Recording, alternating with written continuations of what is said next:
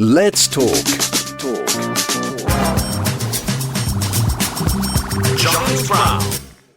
The rise and fall of the Mölkky Bar Kids is a sporting underdog story by Neil Squires. Too old to lift a World Cup, too burned out for the Ashes, and with too many aches to take on Augusta, the Mölkky Bar Kids are friends who, after a lifetime of trying, well, I'll tell you all about the true meaning of sport, because joining us live on the line from the Mölkky Bar, I presume, is the author of the Mölkky Bar, the fall and rise of the Mölkky Bar Kids. It's Neil Squires. Neil, good morning to you, sir. Good morning. How are you? I'm very well. So, is it Mölkky? Am I pronouncing this correct? I see an umlaut. That is a beautiful piece of pronunciation. I think that's a sort of hybrid of the anglicised version and the Finnish version. So that's beautiful. Yeah, I just say Molkky, but yours is better, I think. Well, you know, what can I say? So, what we're talking those fascinating and fiendish Finns, are we, Neil?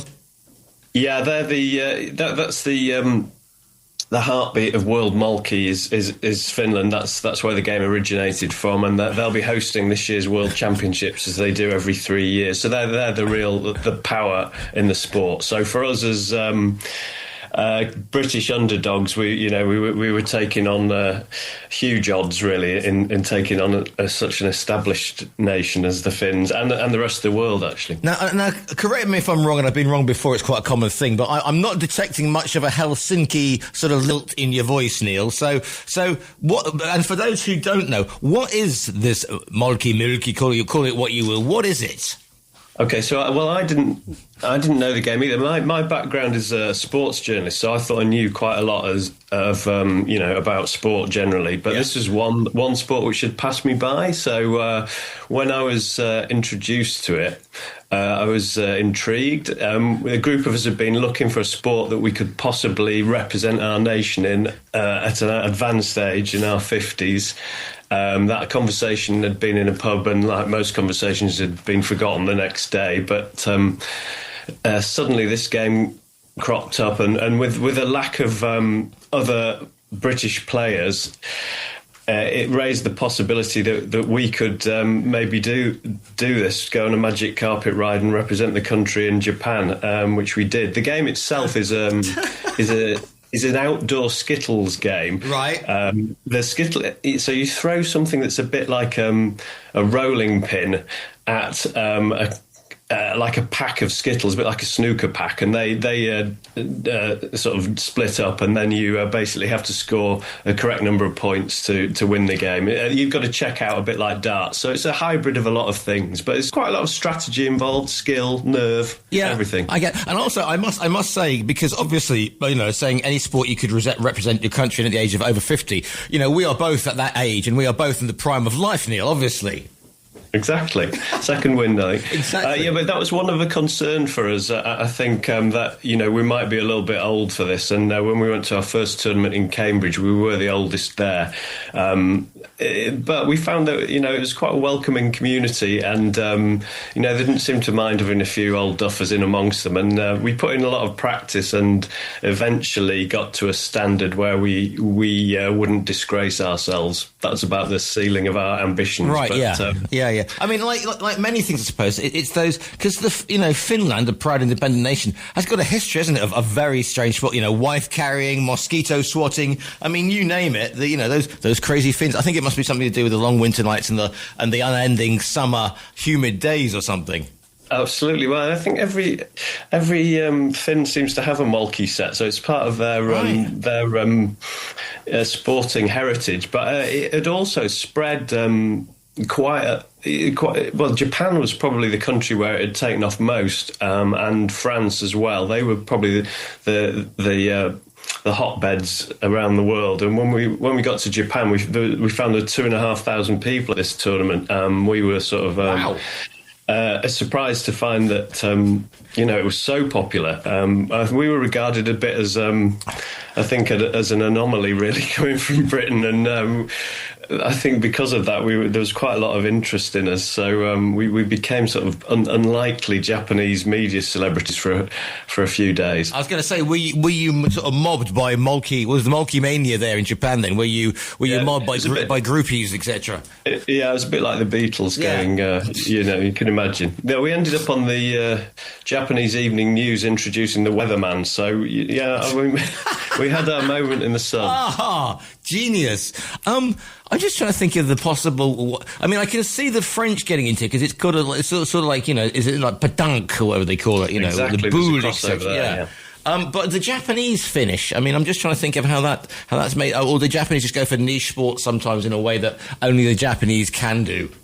Maybe, yeah, I think so. It seemed to be quite a popular student game for them as well. And there's different cultures around it as well. The Japanese played it quite sensibly, quite dry, let's put it that way, whereas the Finns always like to have a drink when they play. Really? That's surprising to me with the Finns. I'd have never thought of that with the Finns.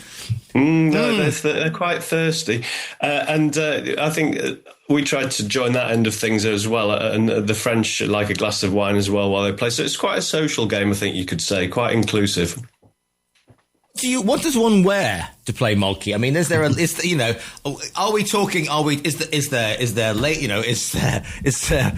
latex? Are you wearing body skin like cycling sort of shorts, or what does one wear to? Well, a wide variety, but in Japan, in the height of summer, it was extremely hot, extremely humid. So our choice of Great Britain international kit, made of nylon, was slightly ill-fitting as well. It was really bad choice. It was a bit of a fire hazard, to be honest. But when your country calls, you've got to wear your national kit, haven't you? Fair enough. And this is an outdoor game then. It wasn't in air-conditioned halls. Then I would have thought it would have been, No, you can play it indoors, but no, it's mainly outdoors, and you need quite a big area to play it in because the skittles scatter when you strike them. So yeah, fair enough. How does one? I mean, presumably you had to set up a national federation of Molkky because you can't just rock up going we're the British team and humming Vindaloo in the background. We're going to score one more than you. So presumably you have to have an association because you can't just rock up to these things and go we're the Brits na na na na na. Or can you? Well, that was one of the surprises actually. When we discovered the game, we had a little hunt around to see what else there might be in other sort of people who might play in our country, and found there was actually a Great Britain Molkky Federation, an official one. Ooh. So they had to give us their blessing to represent the nation abroad. So thank you to them for doing so. I was going to say, but these are people who, with the greatest respect to yourself, Neil, and I know you're a high standard of Molkkiness, but presumably, they don't want these nouveauristes rocking up. I mean, they've been Molkkying quietly to themselves, undisturbed for perhaps decades, and then you flashy media types turn up in your kit and everything. I mean, it's a nightmare for the more conservative Molkky masher of Manchester or wherever. We rocked the establishment, didn't we? But no, definitely not. They were very, very welcoming and inclusive, actually. So that's one of the nice things about the game, really. It's male, female, disability friendly. So we had loads of sort of warm messages when we went to Japan to represent. So hats off to GB Molkky. So you're in Japan. This is the big one. This is the moment you've dreamed for ever since you were a small boy, etc. Wearing it. I mean, it must be one of those moments. I mean, I don't care what you do. We all dreamed of playing for our country when we were small boys. And then, okay, so it might not be football, but it's still a national sport, and you'll still wear that. You must have got a tremor of excitement. I mean, were the national anthems played, for example? I mean, we had trained for that actually.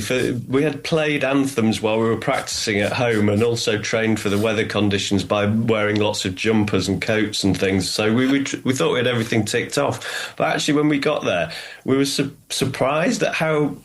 Obviously, there was an element of humour about the whole escapade, but we were surprised at the degree of pressure there was when suddenly you found there was a scoreboard saying Great Britain and Switzerland, and you were Great Britain. So there was a degree of a surprising amount of tension around it, actually. So it was a sink or swim moments, I think. And how does the competition I mean, do we have group stages? Are there 60? I mean, do we have Cape Verde? You know, are there plucky Uzbekistan, for example, who practice with severed heads in the off season? I mean, tell me a little more about the actual tournaments, because I think by now my listeners are enraptured by this and biting their nails down. You know, I would hope so. Yeah, go on. We were the equivalent of Cape Verde, really, as people who'd only played the game for 8 months up against the rest of the world. So I mean, there were 13 nations in it. From around the globe, really. So there was group stages, there was knockout rounds. It was pretty much the equivalent of the Soccer World Cup at the moment. And, you know, was there much banter off the ball, sledging, perhaps, professional fouls? I mean, you know, did the Swiss, you know, say we're going to fill you with more holes than our cheese? I mean, you know, what was the, or was is there the, you know, the spirit of the game, the internet, the world global family of the Molkky? I mean, explain a little bit about the. Well, the Australians were there, so. That's it then, isn't it? Sledging, therefore, you know what I mean? Yeah, we got our sledging in first. So Bill, one of our number, he was our attack dog, and he was into them about possibility of sandpapering the rolling pin that we were going to throw. So we got our jabs in first. But it's all the fun of the fair. You know, it's a very convivial environment after the competition. Here's a question: how many in a team? And are there substitutions? I mean, do you bring on Bill, the sandpaper samurai of the Molkky? Well, it's 3 in a team for the World Championships there. So, but we had a squad of 4. So we were making tactical substitutions at the right moment when any of us were flagging in the heat, which was quite often. So nobody pulled out. No, there was no injury. No horrendous Molkky sort of cruciate ligament damage or something like that we should know about. Well, you do have to bend over a lot, so there was a risk of that. But we'd done our training, so we survived it and got through it. No, we were all right on that front. Thank you. You know, in the training before you set off on this Iliad of Molk. I mean, presumably your partners, your wives, your whatevers. Did they look at you sort of like you're men in your 50s? What do you think you're doing? Or being a journalist, they're kind of used to this sort of behaviour, Niall. Well, there was a bit. I have to admit, there was some rolling of the eyes from my wife Andrea. You know, what on earth are you doing, sort of thing. But I mean, she was used to me going off anyway for work purposes. But I think she thought this was a thing too far. But to be fair, if you're going to class it as a midlife crisis, it was probably a better option than the buying the Porsche or having an affair. So fair enough. Lesser evil, wasn't it? So I mean, we want people to go out and buy the tome. But is this once again a story of penalties, you know, against the Germans? I mean, this is what we're looking at: sudden death, and then that what if moment, you know, the sort of Gaza is only, you know, grazing the studs, etc. Well, yes, we did play the Germans, and it was a bit like a shootout. But as we all know, the Germans aren't as good as penalties as they used to be. So, things have changed, haven't they? So, yes. I guess we'll have to read it to find out. But let's just say it was an up and down tournament. We had a bit of a roller coaster, but it was terrific fun. I hope people who read it, get the fun that we had. I mean, there's also a little bit of more sensible stuff in there about growing older and male friendship and what have you. So hopefully it's a warm experience reading it. They went to discover a new game, but instead they discovered themselves. We already had a good idea, but who we were. But I think it certainly deepened our friendship, actually. So we'll always have that moment, a bit like British and Irish Lions rugby players 30 years on. They're just a look in the eye across a room. We'll always have that if we're still alive in 30 years. You can spot another Molkky player and just the nod, and that's all you need. Do you still play, or do you think you thought you'd go out on a top? I mean, was that that brief shining moment across the firmament? We do, and the European Championships are our next date in a week on Saturday in Nottingham. First time that the UK is hosting such a prestigious event. So, we'll be there trying our hardest against the best the world of Molkky has to offer. The book is called The Fall and Rise of the Mölkky Bar Kids, a sporting underdog story. It's by Neil Squires. Neil, if people want to find you online, or perhaps want to get involved with the game, inspired by your own tale, I mean, it's got to be better than golf, hasn't it? Let's face it. I mean, how do people find you online? Well, if they're interested in Molkky, the GB Molkky Federation website has got details of where your local Molkky club is, and also the European Championships is on the GB Molkky YouTube live stream. So you'd be able to the GB Molkky YouTube live stream is something I didn't realise I needed in my life. Well, I think it's on the dark web, but you'll find it somewhere. But Neil, the book itself, you can get that in all your usual spots, Amazon or bookshop.org, or you can order it via a local bookshop, or even go on our own virtual bookstore, and you'll see the very fine front cover, and you can order it directly. Perfect. I just had a thought, Neil. Here's a thought. Was there a Spanish Molkky team? There wasn't at that tournament, but there has been one since. Okay, I'm just thinking. Or if I stood on my desk, A, you get a view of my ankles, but B, I can see Gibraltar from here. I'm just thinking about the Gibraltarian Molkky team. Be afraid, Neil. I feel a stirring in my loins, but it is Friday. Yeah. Okay, I look forward to seeing you on a court soon. No, you're throwing down the gauntlet. Did you hear the tremor in his voice, ladies and gentlemen? The book is called The Rise and Fall of the Mölkky Bar Kids. It's by the brilliant Neil Squires. Neil, I'll see you on. What do you call it? What do you call it? You call the field, the chucker, the turf, the patch, the court. I may see you on the Molkky court.